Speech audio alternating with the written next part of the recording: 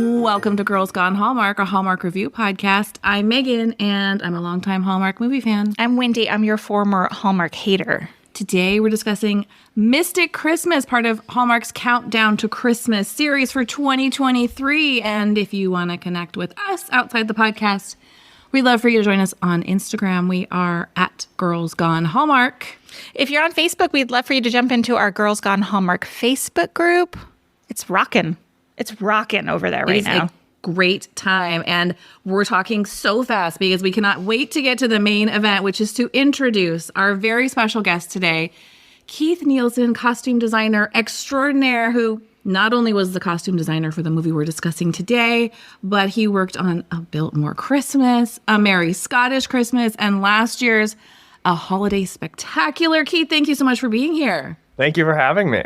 Oh my gosh, I'm so excited. I know, me too. I have so many questions just about your process, I know nothing about making movies, zero things. And so costume design is so cool. Yeah. How did you get there? We'll get all into it. Cool.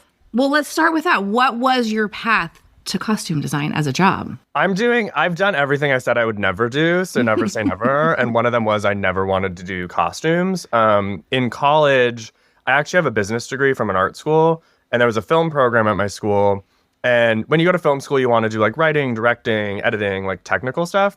So once they did their one prerequisite of costumes and production design, anybody in any major could do it as an extracurricular thing. So my friend Hannah and I would always do the clothes for fun, but I always said I'd never do it because it took me so long to I always wanted to dress people for them, as a person and make them look the best, not necessarily the character. I was more worried about them and their opinion and not the character's opinion. And then one day something just clicked. And then after college, I had the opportunity to do an internship, and I moved to New York in a second. And then it really snowballed from there. I mean, I was in the business probably for 4 years, and then I got my first costume design gig. And then I was it also just kind of clicked, and I just didn't look back because I didn't want to. And then now I say I'm the king of Christmas style.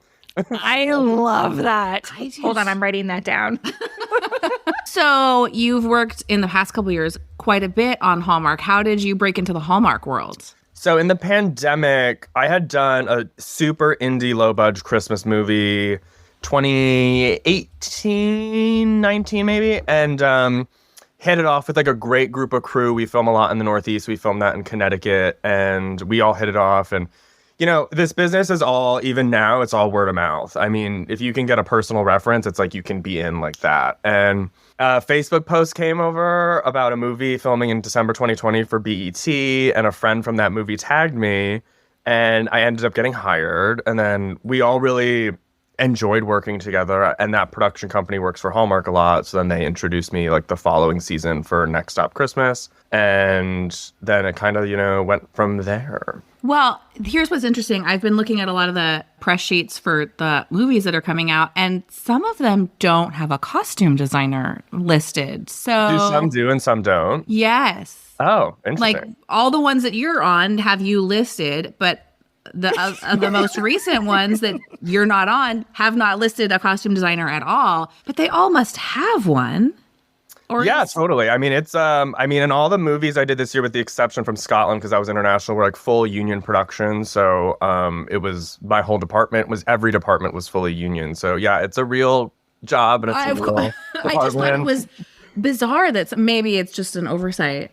So maybe they focus on it when they want to highlight the clothes, and maybe when they don't. I mean, I'm super involved in all, I just listen in on a lot of creative conversations. So my name and positions kind of, I make it all about the clothes. So the clothes are a character in these movies, and we're going to talk about Mystic Christmas, but this is not a movie like A Biltmore Christmas or A Holiday Spectacular where your brain's oh, this is a costume movie. They're dressed like everyday people. But I have thoughts on the costumes. Do you have a favorite era to style, a favorite style to style? No, but I really, really want to do Victorian and turn of the century, 1800s. A tiny bit this movie with their Lantern walk. Didn't you do a tiny? Oh yeah, but that was costuming. Yeah. which was also like cute. And I wanted it to like make it like a combination of things that like they might have had in their closet. And then they bought a couple things. And I wanted to be like, they went and bought like some crazy costume that was like totally out of reach. And I thought like there's some press photos out there. I think they look so cute and they're like bright colored frock coats.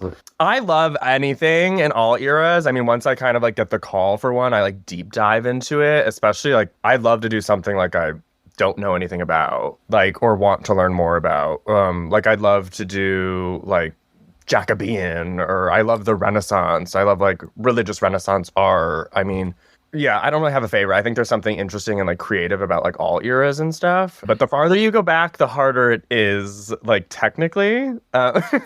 Yeah, to source things without it becoming an actual costume. Yeah, I mean, would the 40s imagine. was significantly harder than the 50s, and that was just like a 10-year jump. You're sourcing the clothing, but do you make any of it? Like, are you sewing? I don't. So in film, you rarely usually get to build things. I do have a tailor on staff on all of my movies, just because I think by personalizing, I mean, in your life and stuff, I always say like tailoring's the key. Just like doing proper hems on sleeves and pants and things. Biltmore, we didn't do any full builds, but we did some like altered builds. But then like Mystic was interesting because that movie didn't really have like the dress moment. It's just the way it was outlined. It just didn't have that, which is like fine, and was different. So it was kind of finding like there was like different creative events in there, like you mentioned, like the Lantern Tour. So like that was kind of like a moment because there's like a little bit of romance there. But yeah, I mean, Lacey's dress in Scotland that was built in literally like 36 hours. Thank you, Claudia. Wow. Yeah, I know. So it just depends. I mean, a lot of it depends on timing. I love the opportunity to build something just because I like things that one creatively come from me and it's a collaboration with the actor, but also I like that it can't be generally accessible. Like it's special to that film and that character. Yeah, they're not getting it at Gap. Yeah. Yeah, well, I DM'd Keith because there was like a really cute sweater in, oh my gosh, Where Are You Christmas? And he's like, Ann Taylor. And I was like, oh my God, thank God. Like, Yeah, I can have it. can I go out and buy that? I mean, it's weird. I don't know why and how I remember like so much of where it's from. But like I got a DM about Addie's coat from that. And I was like, well, you can probably find it at the outlet, but I also completely rebuilt it. So that coat doesn't really exist in that shape. Yeah. Yeah. I have a question for you. You had said when we did our like pre-interview stuff, you said that, I'm quoting you, costumes are so much more than clothes. It's visual communication. And when building pieces from the ground up, it can be very personal. And so I wondered what that's like collaborating with like the filmmaker. If they have a vision and you have a vision, like how does that come together? How do you compromise? I'm really lucky that the teams that I've worked with on all mine have somewhat remained similar or the same. So I'm really, really lucky that my producers really trust me and that if I'm happy and the network's happy and the director's happy, everybody's happy. But I mean, it starts with like, I get the script and then I usually have like a costume meeting. And I always like to point out when I talk to the team at the network and the director, I'm like, I think there's something different in all of these movies, even though it might be slight. Like in Mystic, it was like, we're actually set in Connecticut and we're down by the seashore. And there's a seal. So it's like, and there isn't like a ball gown moment. So like, how does that change things versus like, you know, a period movie like Biltmore? It's super collaborative. Usually I just pitch my ideas and then I source things. And sometimes you source things and that can completely change the trajectory. You know, I'm like, oh, I found this and it's totally speaking to me for like this. And it normally starts with like one piece. I always really start with jackets just because when I'm filming off season, it's harder to find. So I'm like, I need to find a jacket. And I'm scrolling for hours and hours and hours because I want to find something different. And especially when I do these back to back, I'm like, I did 4 back to back this year. And I was like, I needs to be a different coat. Like we need to mix it up. And then the fitting, sometimes you walk into a fitting and you're like, you look at the rack and you look at the rack and you're like, it's going to be great. Like, it's going to be great. Especially if you've worked with the actor before. Like when I did Lindsay's fitting, like her fitting for Where Are You? Because we did Next Stop together. It was a home run because like, we worked well together the first time. She trusted me. It was like bada bing, bada boom. And Dustin, our director, who did Next Stop, and he also did Where Are You? And Scotland. We've worked together before, so he trusts me. And he's like, whatever works, works. So it's lucky, it's fortunate in that way. But there are some people, not in any of the ones that we're talking about today, but like I have had, people that are way more interested in clothes versus others, which is fine. It depends on the film. But overall, we do have meetings, like tone meetings. We do have some collaborative platforms we use, similar to like Google Groups and stuff, but I think they're better. And everybody puts all of their visual stuff in there. So I'm able to look at like locations and production design and like graphics. So like on Where Are You? I saw the locations pictures and like the house like was very beige. So like I texted our production designer. I was like, hey, are you painting any walls? And he's like, we can't at this location. I was like, good to know. So like, don't put anybody in beige against a beige wall. How far in advance are you guys working on the film before actual shooting date? I'm usually like 2.5 weeks. Oh, wow. Wow. But I'm always typically waiting on casting just because it's weird. Sometimes way in advance and like they can get casting and sometimes it's last minute. But like, I mean, luckily walking into Mystic, I knew I had Chandler and Jesse. And Chandler I had dressed before. And so that was fine. But like Biltmore, I mean, I fit some people on Saturday that worked on that Monday. And wow. So yeah, I always like when I see things online, I'm like, if you only knew the truth, they're lucky they have pens. Yeah. Is there any, this is coming from a person with body issues, is there any communication with the actors where they're like, I trust you, but also can we be aware of like these facets of my body when we're dressing me? 1,000,000%. Yeah. I say, tell me everything, because if you don't tell me, then we're going to walk into a fitting and we're all going to walk out feeling like not great. Yeah. But like, tell me, like I've had actors when I've gotten sizes, they're like, I hate my arms, I hate my legs, and I like a high collar. Great. I mean, you know your parameters then and play within those parameters and make it the best you can.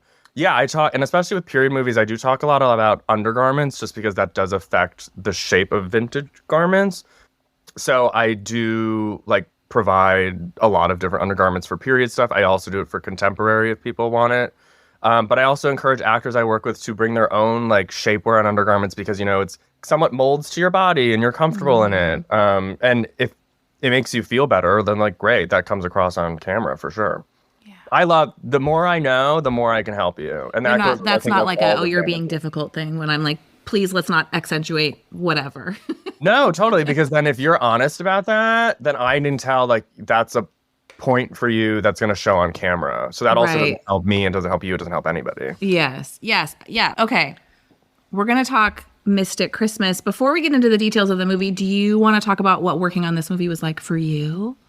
This one was fun because we did actually Where Are You and Mystic right after one another. So we kept a lot of the same crew. So it was like a really, really awesome working environment because we were like comfortable with each other and we knew the flow and we like shoot really fast. And that's just like so rare. Like normally I'm showing up to a job with like 100 strangers and you're like, hope it works. Hope everybody gets along. But this was awesome. Also, I'm from Connecticut. So it was really cool. Like, I went to the aquarium in the village when I was in, like, elementary school. And, like, when they did the lantern tour, like, I have a picture on the boat that's in the background, like, when I was a kid. So it's, like, a cool full circle thing. And also, it's cool to be, like, close to, like, family and, like, my storage units here, too. So, like, to be around things. But, yeah, and I was excited, too, because so many of these movies are set in, a coastal town or a Connecticut town. So it kind of is like a love letter to Mystic because we have filmed a bunch down in the shoreline too. So I'm really excited for especially like the locals to see it. Yes. People get super jazzed about that. Yeah, when they're like, that's my spot. Like, that's so fun. So funny story about that. I, after Scotland, had gone down to London and I had seen a show and I ended up at the hotel bar after. And this mom and daughter came down and sat next to me. Crazy enough, they live in Mystic and came to watch us film Mystic Christmas. I was like, what are the chances of that? So funny. What a small world. That's fun. Oh, I love it. Well, I am dying to talk about this movie. Okay. Are you ready for a synopsis? Oh, yes. All right. An animal expert answers a call for help from an old friend, and that puts her in the path of an ex at Christmas.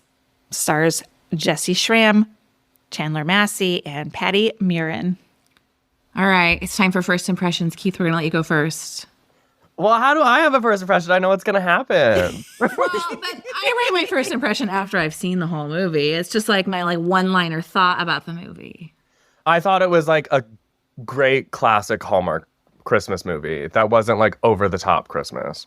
Mine is Jesse and Chandler are dynamic together, and I would love a sequel to this movie. Really? Yes. Well, I'm not mad. Mine is never judge a movie by its poster, because had that been my one piece of information, I would have skipped this movie. The poster was weird. Okay, The seals behind them, it's just a little, I get it. Like, I actually love the seal, but the poster Didn't do it for me. justice for you. My list of likes is so long, so let's jump into what we liked about this movie. Go ahead, Keith. I liked the seal. Yeah, me too. Me too. I cried when they released that seal into the ocean. I personally liked that all of the locations are like real places you can go and visit in Mystic. So you can go to Stiff Bakery, you can get that chestnut croissant, you can go to Mango's Pizza. So I keep telling people, if you want your Christmas little village experience, like, come to Mystic. I loved working with Patty Murin just because I was like, she was Anna in Frozen.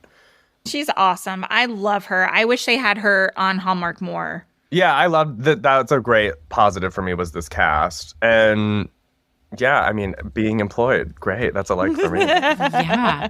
Juniper's green coat. Oh my gosh, the blue. Wait. Oh, the plaid one? Are you talking the plaid one? The blue and the green one? Oh, so good. I gasped. It's so gorgeous. And I think because, like you said, this movie doesn't have the dress moment. Like, she's in, half the time, she's in like vet seal uniform, which actually was quite well fitted. I was like, look. Thank you. It's a very flattering. expensive designer uniform. Well, I was like, they're so flattering. Yeah, she They're looked little great. coveralls. But that coat, I was like, oh, we don't get that big moment, but like she gets this. I thought that was a nice. She had some great coats in this. Also, she's so tall and statuesque. She can like pull off like a long coat.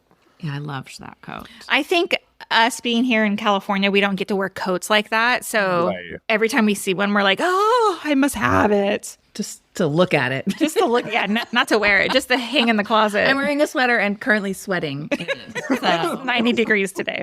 I loved this movie. And Yeah. Oh my gosh. Yeah. loved this movie. I truly am I'm shocked how much I liked it. For like a second weekend movie, I thought it was Chandler Massey and Jesse Schramm were magical. They were both fully at the top of their game.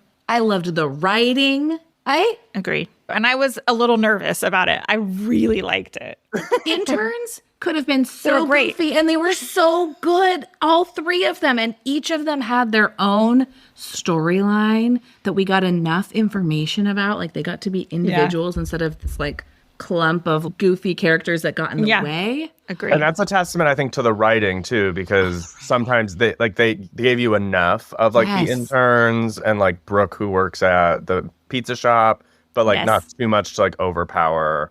It was a good balance of like an ensemble cast. I was trying to find the writer, Nicole Dressbell, online because I wanted to send her a message to let her know how much I love the writing in this. And truly, as I was writing my notes, I was like, she needs to know. She does not have a public-facing Instagram or Twitter that is currently active. You have her phone number, Keith? Can you? I mean, maybe I'll do some. I can text some people. Maybe.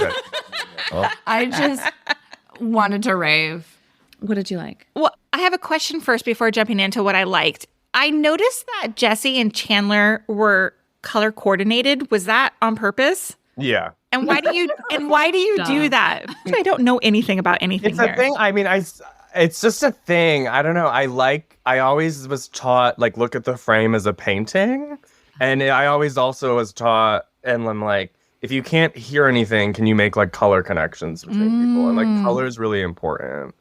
So yeah, it's intentional. I think I did it more here than I've done it in the past. But I mean, I did the same thing in Next Stop Christmas when Chandler's sweater matches like Lindsay's dress. I'm going to have to go back and watch and see those details. Yeah, and I love the color visual connection. message that they belong together. That they belong together, that they fit together. Yeah, I loved like the color story too that you picked. It was like those blues and greens. So pretty. Of course, well, that was intentional too, just because being like by the water and like coastal, I wanted to have elements of like nautical, but like not, but also Christmas. It was like a balance game. Yeah, so nice. I didn't know how I was going to feel going into this movie. I was hung up on Mystic Pizza. which is a movie from the late 80s, early 90s. And so I really didn't know what to expect. And how does this like Hallmark Christmas movie, what's it have to do with a seal? Like, I really didn't know. I was so pleasantly surprised how much I liked it. And at the end was like feeling happy. And you know me, I don't really like a lot of these movies. So this movie just like blew me away. I fully agree. I can't say enough good things about this movie. The writing, like you said, there were some gems. There was one, the whole scene where she cancels the date and he gives like the thumb up emoji, and then they talk about it. And I can't remember the character's name. It was the dad of the girl who was the intern. Anyway, Ken. he tells them, he's like, there's a fine line between low key and passive aggressive. And I thought this was like, I laughed out loud. I thought some of the writing was really, really great. I have so many lines written down that I loved. Like when they're talking about tradition and Juniper says, do you like it or do you just remember it? And I felt, as a Christmas lover, very called out. I was like, oh no, do I just remember it? Is that why it's important? Or do I actually like the tradition? I thought that was quite a moving moment there. Yes. And so when Sawyer is at the aquarium because Peppermint is sick and he's waiting around and Juniper comes out and says, you can go home. He goes, are you sure I can stay and do more nothing? There were just so many. I could have written the entire script down. I loved it. I think that's the level. scene where he wears this shirt. Oh, I think you're right. I'm such a cheesy person. I was like, I'm going to go get Chandler's shirt at a storage. I love that. Oh, I love this. I notoriously hate children in Hallmark movies. I loved Louisa. I loved her because she wasn't like precocious. She was just like a regular kid with like her crazy adult teeth coming in. Like she was just adorable. Am I wrong? No, I loved her. I felt very protective of her as soon as she came on screen because Wendy hates kids. And so I was like, certainly she can't hate this one. And she didn't. No, she was so cute. I mean, she's friends with sea lions. Come on. So cute. She loves to read. She's like a little me. I was not that I cute. thought she reminded me a lot of your daughter, to be honest. Oh, yeah. Yeah. Yeah. The argument that Sawyer and Juniper have is so amazing and, again, well scripted, where, you know, she says to him, people in small towns assume that people who travel can't make connections. And he's like, well, you people who are traveling assume people in small towns, like you look down your noses at us. It was an argument that had such depth and was so well communicated. And again, was next level and wasn't, unlike some other moments in this movie, based on a miscommunication. Well, they had a deep history. I mean, that email situation from 10 years. So they were both festering on that for a while. I'm so glad he looked in his draft. I was like, surely there's a record. Like, why have we not looked? Yeah, like, I would have show me the wanted to prove receipts. myself immediately. Well, in my head, and I know this is so not Hallmark, and you can cut this, but in my head, their night that they had spent together, like they had spent the night together. That's For what sure. that's what I thought.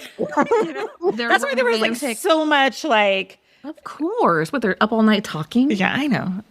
Please. They don't need a costume for that. I know. I thought it was very sweet when she called her mom for advice. Yeah. And then her dad immediately calls because her mom reached out and let him know. And I thought that sent the message home. They're talking about like, hey, the assumption that people who are always on the go can't make connections. And look, her mom and her dad all are doing their own thing. They're all out in the world. But look at the connection they still have to each other. And that's where she gets it, too. Yes. They're both on the road.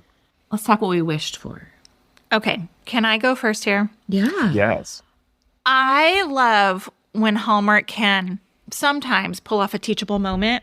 And I wish here they would have talked a little bit more about seal conservation, but that's because I'm a nerd. And so I would have loved a little bit like why I know the seal was sick and that's why she was there to help like rehab it to get it back into the ocean and all that. But like, why was the seal sick? Like, was there...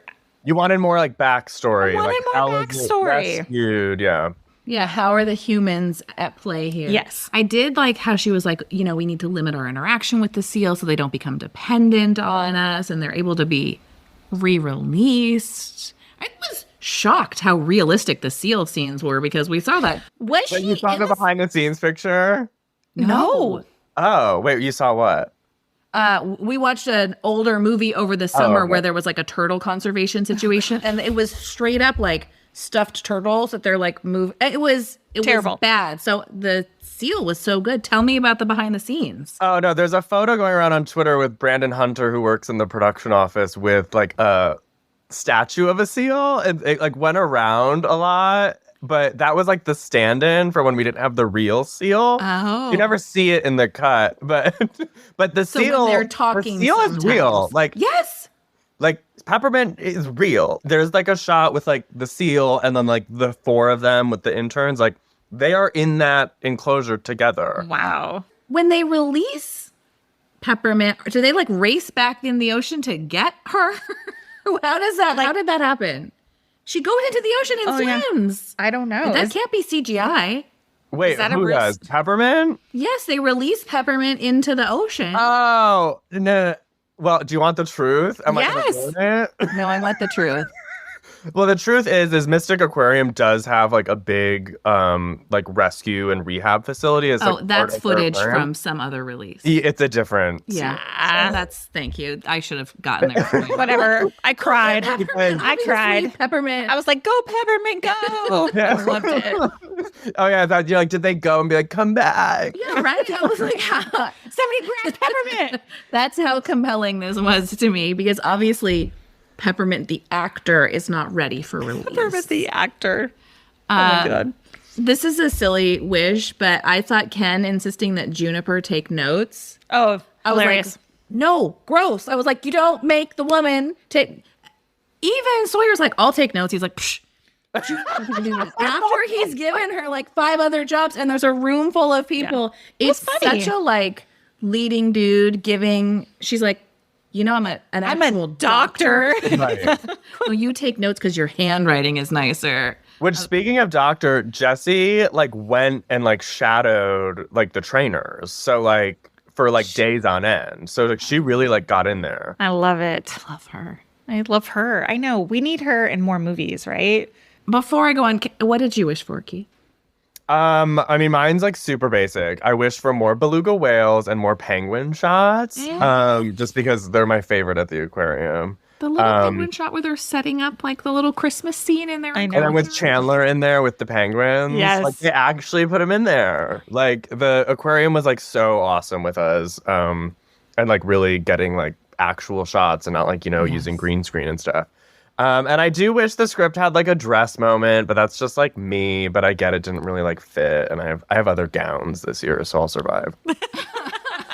I mean, look, Lacey in A Merry Scottish Christmas is the moment. For me, that plaid, I can't get over it. And I haven't even seen the thanks. movie, obviously.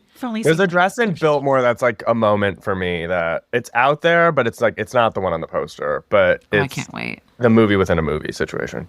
Oh. Sawyer's a bad manager. Sawyer's a bad manager, and I'll tell you why. They came up on this moment where Brooke's like, you have to let me be the manager because there's not going to be one. And he's still like, I'll figure it out. No, dude, if you're a good manager, you have a contingency plan in place, and that includes training your best employee to be the manager for a case just like this. All right. I don't know how Sawyer has so much time in a day because he's like helping the neighbors. He's bringing Louisa to Running a school. restaurant. He's running the restaurant. And let me say, if you're ever a Mystic, Mango's Pizza's pretty bomb. It looks good. I know. I was wondering if that was that pizza that they were eating actually from Mango's, or was that Yeah, they were it? making it right there for us. Oh, I love it. And then what was awesome for us on the cruise, we got to eat it after. I just like to point out that these two are terrible communicators. Like, if the entire conflict is based on, like, you never emailed me, but we had this amazing romantic relationship. And then the sister knows that they both loved that moment. Mm-hmm. And they're, like, deadlocked. And then they have this whole text message moment where she can't just say, there's a 6 seal, that's why I'm canceling, not because I'm a flake. Like, y'all Yeah, just that's a good few point. words Be in like- your vocabulary. Yeah. Be like, Peppermint is, you know, code red. Gotta go. Not like, not gonna make it. Funny. Okay. Did you see that? I have one. Yeah. And maybe Keith can give us some background here. There was a shot where there looked like there were SEAL trainers who were training. Were In they the background. SEALs or dolphins now? No, they're seals. I know what you're talking about. And they're like doing tricks in the background. The but sea lions. Is that like at a rehab place? It would be interesting that they would have It's the entertainment. aquarium, so they have entertainment and they're But saving. our local aquarium doesn't have like entertainment like that, like SeaWorld. Well, Ours does. Wow. The Mystic Aquarium has like animals that can't be released. Oh, that okay. live there, like the belugas and the penguins, and like peppermint the real peppermint like cannot be released and lives there. And then they have a whole separate section that's all for rehab, which we weren't, you're not allowed to film in. think of it like the San Diego Zoo. The San Diego Zoo has like a rehab piece. I actually loved that little background. Like you see them. I know. I thought it was cool too. Oh, right. When she's on the phone, right? Yes. Yeah, that was exactly. really fun to shoot because they were like running their new show and then like comes out of the water. Yes. My only did you see that moment is they're putting up flyers and Juniper sticks hers to burlap with tape. I was like, lady, you're a scientist. You have to know that like women in STEM, this is not going to work. Didn't even notice. And then Sawyer comes up and he's like, I got a stapler. Oh, like, I got us how covered. did I miss that? I remember seeing the sign, the flyer. What about you, Keith? I don't know if I have a Do You See That? I mean, you were there, so you're like, I know everything. I saw it all. Oh, I mean, normally I have, like, I know, like, like in Next Stop, I always get roasted because there's a pair of pants that are hemmed too short. But I feel like there isn't really one like that in this. We have roasted some costuming, but never yours. Never yours. Never yours. Your stuff's always. There was a So tragic good. white sandal moment that Wendy still can't get over. In a Christmas movie? No, in a summer But in a movie. Hallmark movie. Oh, I was like, a sandal at Christmas. All right. Out of 5 stars, what did you rate this movie? I'm at like a 4.5. me too. Hey. Synergy. Look at that. Honestly, I can't get over how much I loved this movie. It was real This cute. It was super cute. Such a hit, I think. Oh, I'm so excited to hear that. I mean, I'm excited for like it to be out, and I want to like. I think it's gonna do well. I hope it does. I think it's going to be one of the surprise hits of the season. Yeah, I think so too. Wow. I think you're right. Yeah. And we watch a lot of movies. Until Biltmore comes to squash it. But I don't think that, I think it's going to be fantastic, but everyone's expecting that to be great. Right. And it's also a different kind of great because the Mystic Christmas is all contemporary. And also, like, when we, like I said before, like, when we made it, like, it was about, like, highlighting real Mystic and, like, real locations. So it's just a different vibe. Yes, I have room in my heart for many great Hallmark movies. Well, Keith, tell everybody where they can find you. I'm at Keith_costumes on Instagram and Twitter. I'm mostly active on Instagram. I'm KeithCostumes.com.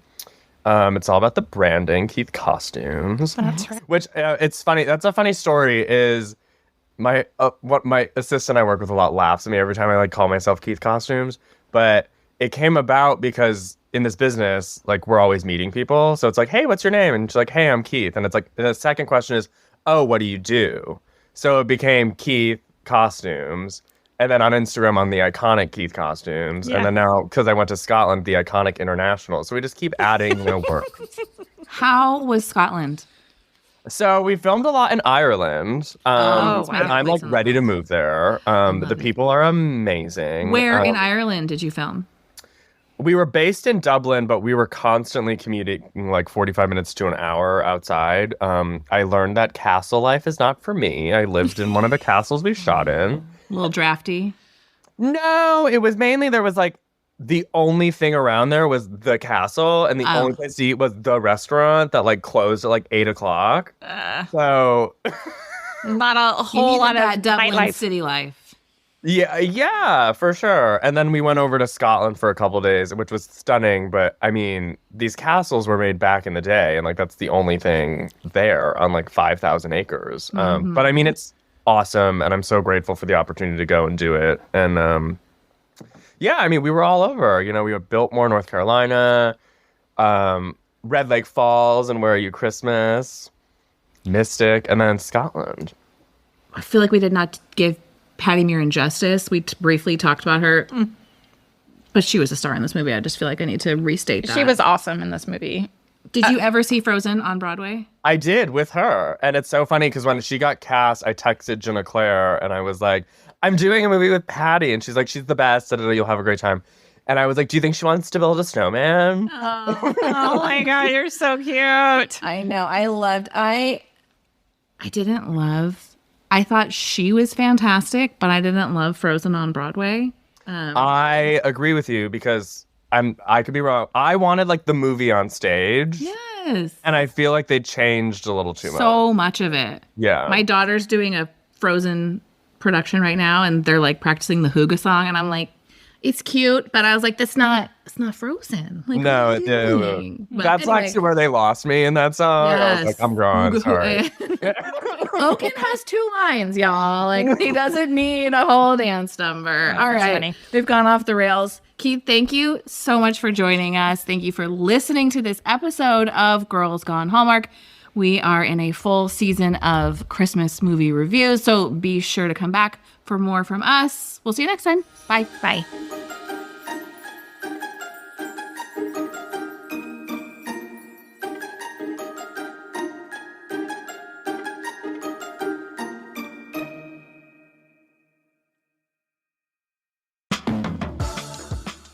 Are you tired of waiting for sparks to fly on your dating app? Do you dream of running through airports to deliver an out-of-breath, unplanned monologue? Then stop doom scrolling and start listening to Meet Cute Rom-Coms. Feel-good love stories that take you from chance encounter to grand romantic gesture in just 15 minutes. We're bringing rom-coms back. Get a brand new Meet Cute series on the first Tuesday of every month, with new episodes twice a week. Fall in love with Meet Cute Rom-Coms, wherever you find your podcasts. Is this where we kiss?